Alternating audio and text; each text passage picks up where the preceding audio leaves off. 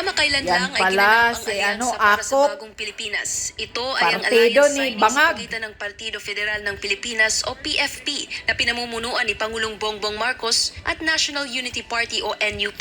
Yan, Kakaanunsyo tandaan nga yung lang mga din ng pagmumukha liderato niyan. ng Huwag Kamara niyong na iboto inaasahan yan. sasali sa administration coalition ng PFP, ang Nationalista Party Mga sa himod katapusan poet ng kay buwan. Bangag. Matatandaan na nauna nang nakipag-alyansa ang partido ni Romualdez, ang Lakas CMD, sa PFP noong Mayo 8 na sinundan ng Nationalist Pati pa si People's Bong Coalition o Revilla. NPC noong Mayo 18. Pero para saan kaya ang mga koalisyong ito? Sabi ng House Speaker, ang hakbang na ito ay para siguraduhin kaalyansa ng Partido Federal ni PBBM ang lahat ng major political Soto. parties sa bansa.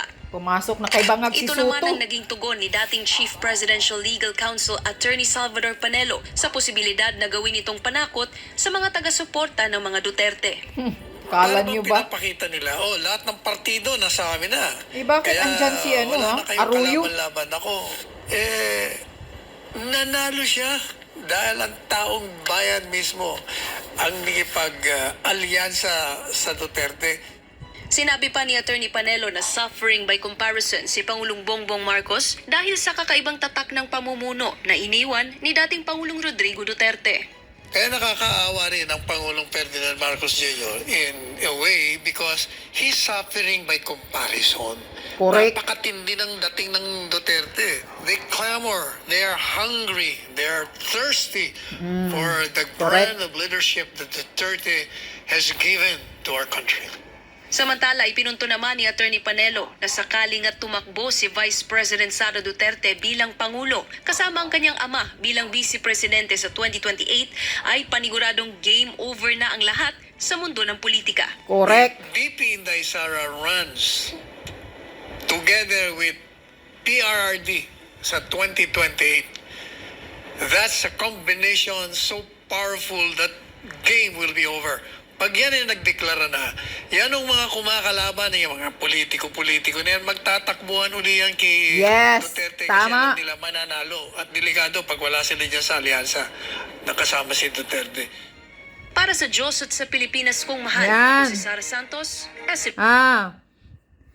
Tandaan nyo, Sal Panilo, since nakikita mo, tandaan mo yung mga pagmumukha na andyan nakipag-alyansa kay Bangag ngayon.